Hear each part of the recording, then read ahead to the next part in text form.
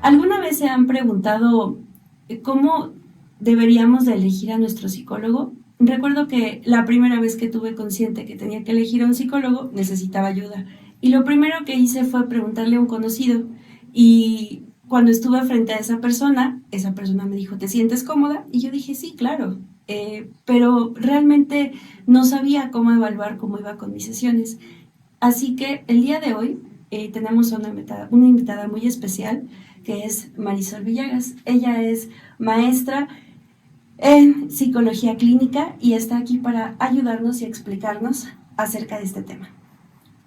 Pues primero que nada, muchas gracias, Ana, qué bueno que estás iniciando con este proyecto y déjame decirte que es una pregunta muy, pero muy interesante. En efecto, cada vez que necesitamos ya ir a un psicólogo, no lo hacemos como por una cuenta propia, un haberlo pensado y por lo tanto en este acto todavía sin planeación, pues lo primero que hacemos es a lo mejor echarle un vistazo a los conocidos, a ver quién conoce o quién tiene algún contacto y de eso es que vamos derivando alguna cierta ayuda. Pero no sabemos cuál es la necesaria para nuestros síntomas, no sabemos tampoco, incluso hay quienes no saben que existimos diferentes tipos de áreas en la psicología y que por lo tanto desde ahí van a estar basados en diferentes intereses y resultados. ¿Te gustaría saber cuáles son algunos de ellos? Sí, claro que sí, sobre todo para los síntomas, porque a veces yo puedo pensar que estoy triste y puede ser que esté deprimida y no sea así, o cualquier otra cosa. ¿Cómo podemos empezar a tener esta guía? Bueno, es muy similar a como cuando vas al médico y la primera instancia tal vez es el médico de la clínica más cercana o de la farmacia que está próxima a tu lugar de trabajo, a tu domicilio. Este regularmente es un médico general y él al notar los síntomas que tienes, al referirle tú las cosas que te están pasando, te hace preguntas desde cuándo, incluso te cuestiona sobre qué antecedentes familiares pudiera haber respecto de algunas enfermedades, incluidas por supuesto las que tú estás ahorita notando, ¿no?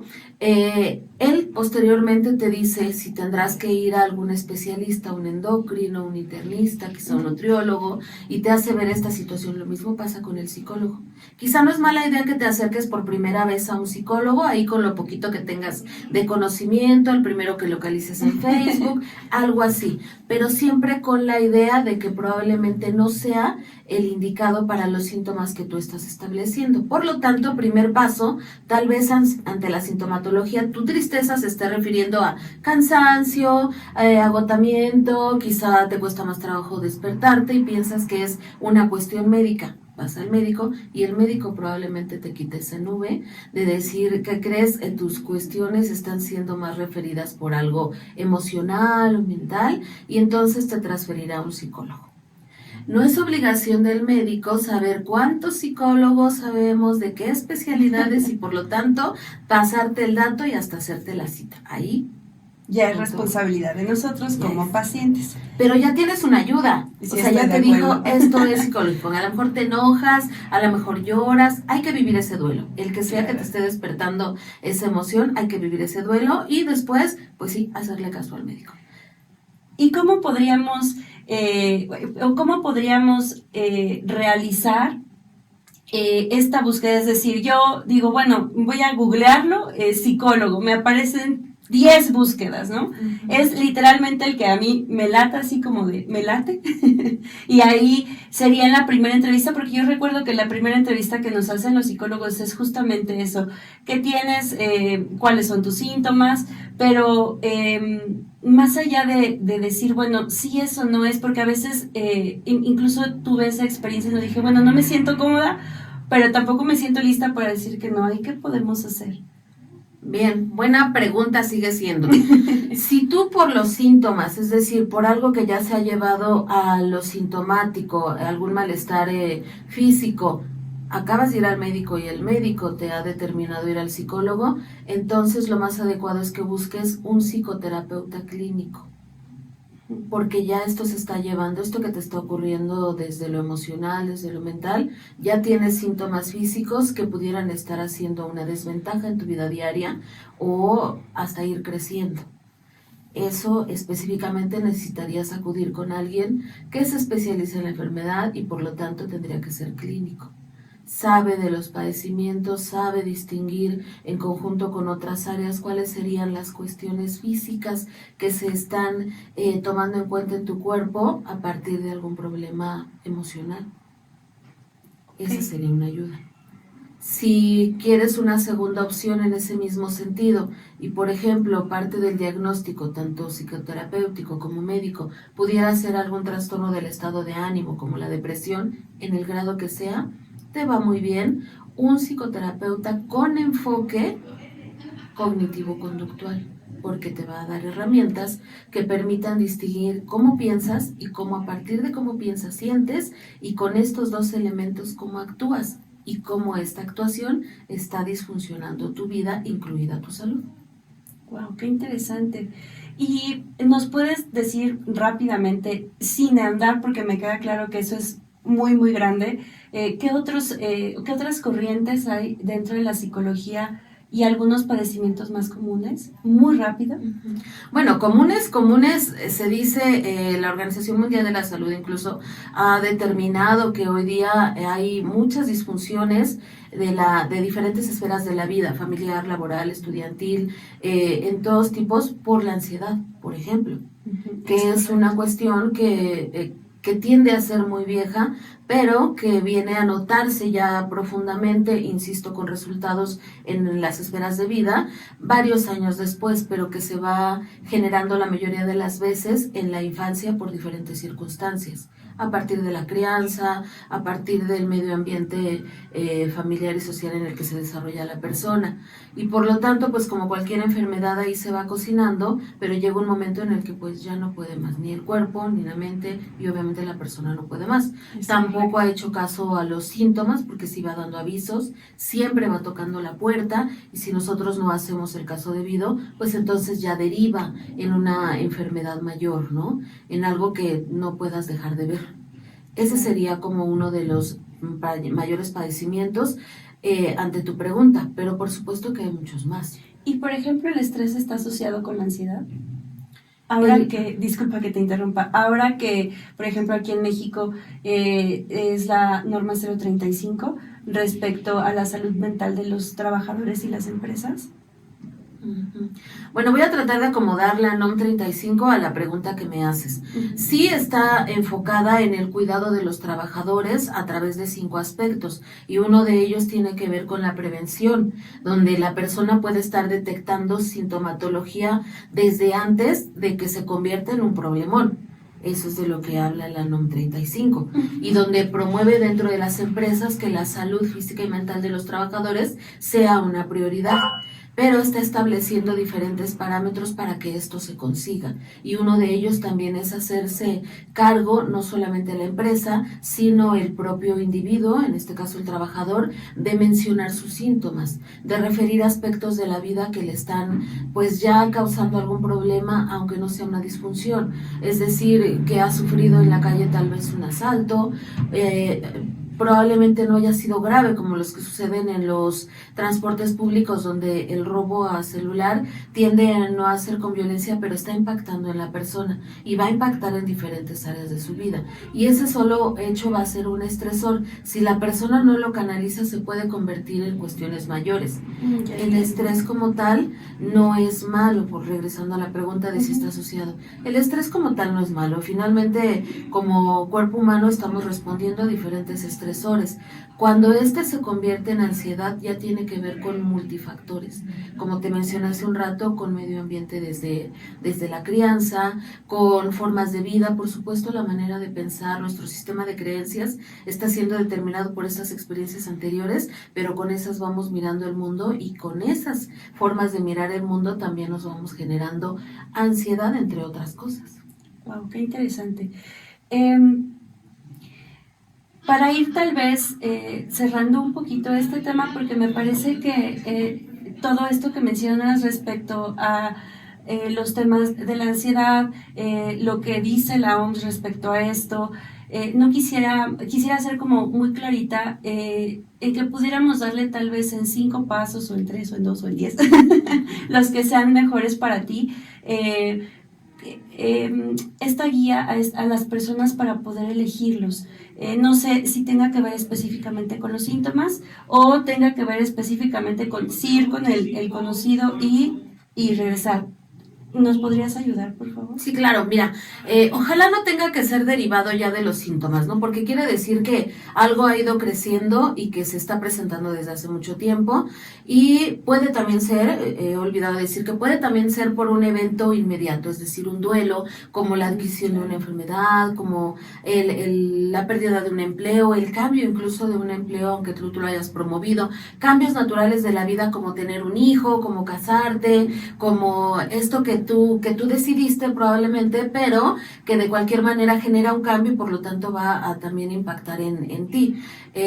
Todas estas cuestiones obligan a las personas a ser un poco más sensibles consigo mismos y a reconocer que ante cualquier cambio, pues podríamos tener una sintomatología de pequeña a mediana y en la esperanza de que no fuera grave como para que ya tuvieras que ir a detectar a partir de los síntomas que tienes un problema.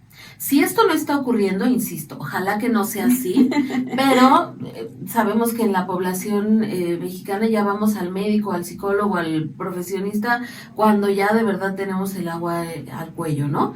Pero digamos que esto no está ocurriendo en todas las personas y, por ejemplo, pueden detectar que tienen, pongamos de ejemplo, baja autoestima, ¿no? Que detectan que tienen algún conflicto con los éxitos, que trabajan por conseguir metas y al final no se logran. Eso ya está haciendo autorreflexión. Estoy reconociendo que tengo un problema de autoestima o bien estoy dándome cuenta de que trabajo por metas pero no se logran. Insisto, estos son ejemplos, ¿sale? Entonces probablemente a partir de eso yo comience a pensar en la ayuda psicoterapéutica y ahí me vendría bien tal vez un enfoque gestal que me ayude a conocerme. Quizá un enfoque si tengo más apertura, si no tengo tanto conflicto para analizarme, para echarme clavados al interior, me puedo ir con un psicoanalista que si bien no está reconocido, lee el psicoanálisis como psicología, sí se sabe por evidencia que tiene pues muy buenos resultados en varias personas, ¿no? Si por ejemplo quisieras trabajar estos dos ejemplos que te he dado de la autoestima y del desarrollo de metas, el conseguir los éxitos a través de un terapeuta humanista, podrás también ir haciendo autorreconocimientos que te permitan ver por qué te trabas antes de llegar a la meta. Claro. ¿Por qué la autoestima está influyendo quizá en tu toma de decisiones, en tus relaciones personales y hasta en la relación que tienes contigo mismo? Si, por ejemplo, tú lo que quieres es saber cómo elegir una carrera, si esta sería la más óptima, recordemos que pues esa es una decisión de vida, ¿no? Y con esta vas a vivir igual que con la pareja por mucho tiempo. Entonces, sería muy buena opción que te auxiliaras de un psicólogo vocacional. La orientación vocacional estará dirigida específicamente a detectar esas fortalezas y herramientas que la persona tiene y por lo cual, cómo podría explotarlas mejor y en qué profesión. ¿Te parecen bien estos ejemplos? No, me encantan estos ejemplos.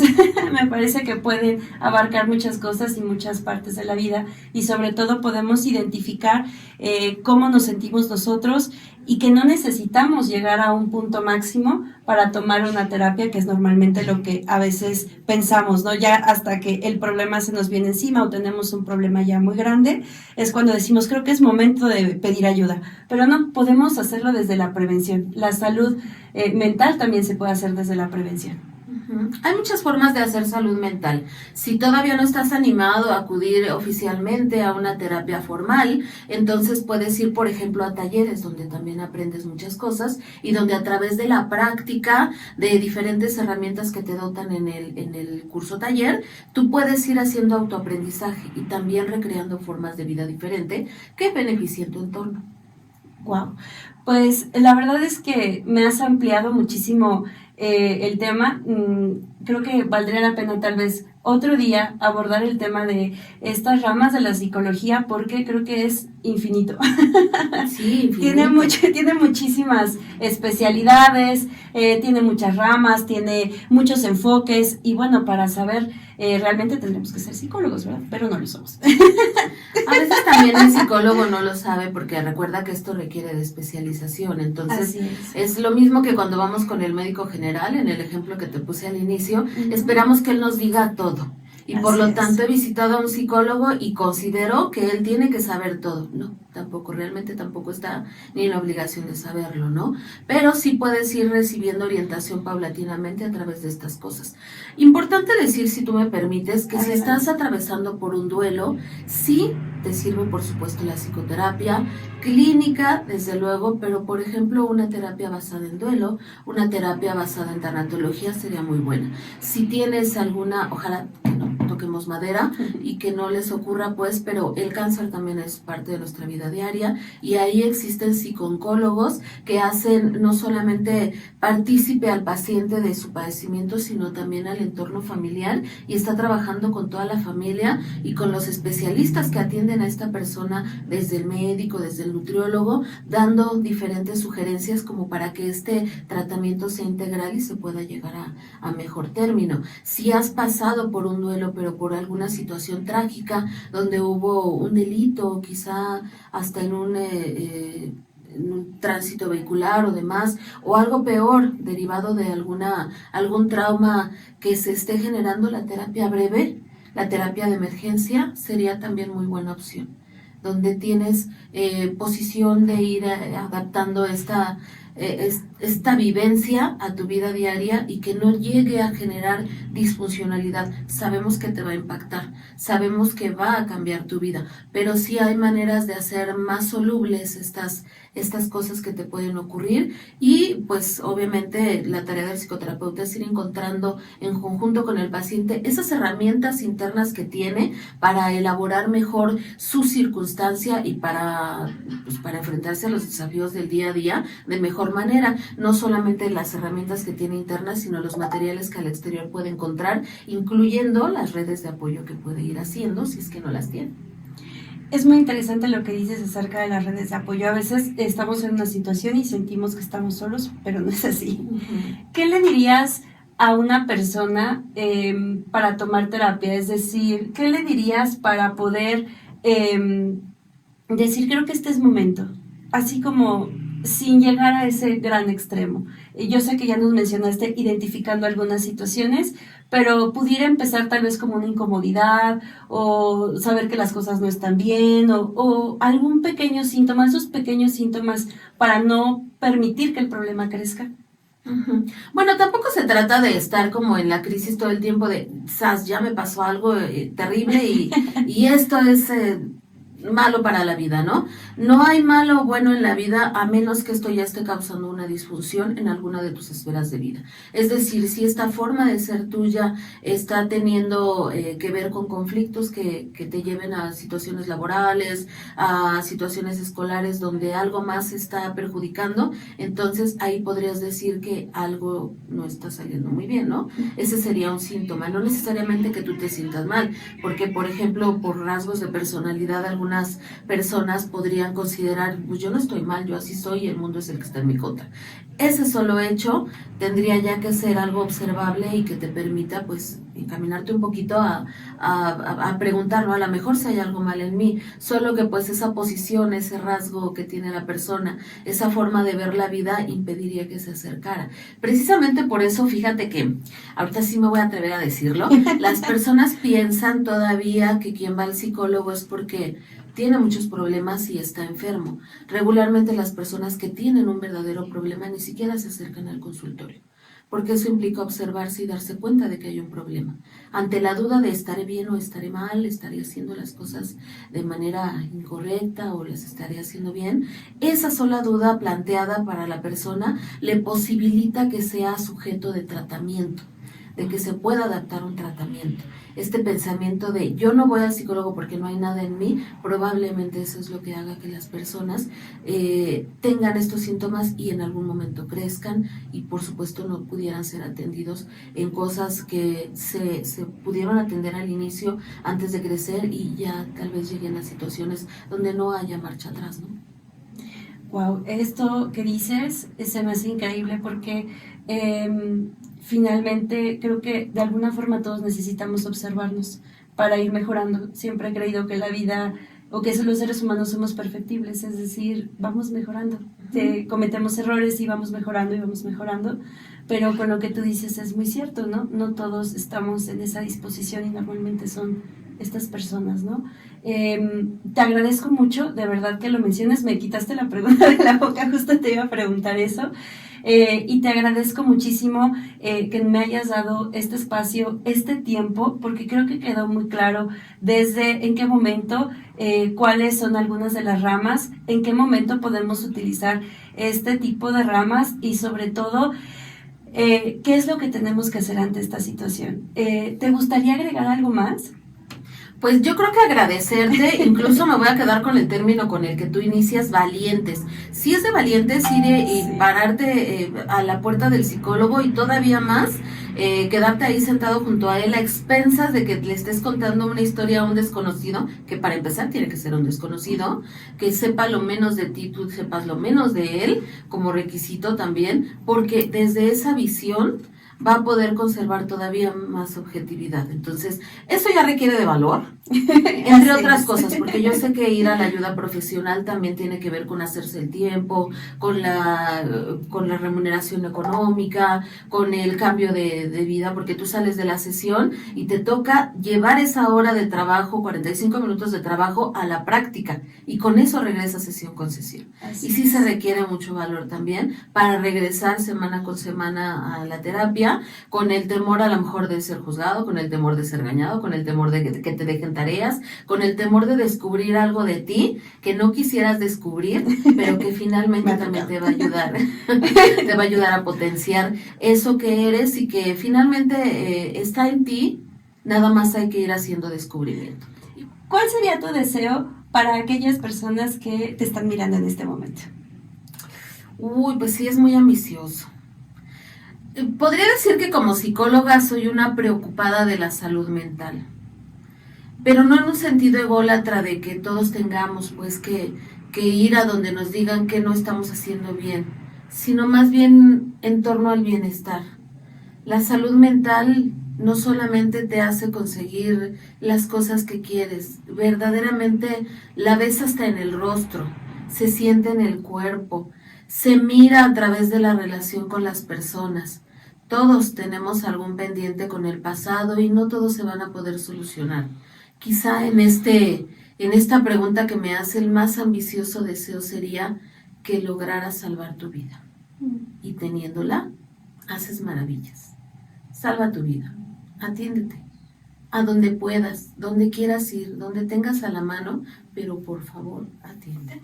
Pues muchas gracias, Marisol, y muchas gracias, valientes, por darse el tiempo para escucharnos, para darse el tiempo de conocer mucho más acerca de la psicología. Recuerden que un paso importante es hacernos cargo de nosotros mismos. Eso yo siempre he creído que nos lleva a la paz, a la felicidad, a esa felicidad que vamos uno a uno, pasito a pasito, pero hacernos cargo de nuestra vida, de crear nuestra vida y de decir sí, yo soy responsable, es algo muy importante. Y la psicología es parte de toda esta historia. Entonces, muchísimas gracias. Como dice Marisol, gracias por su valor, gracias por su valentía y gracias por estar aquí.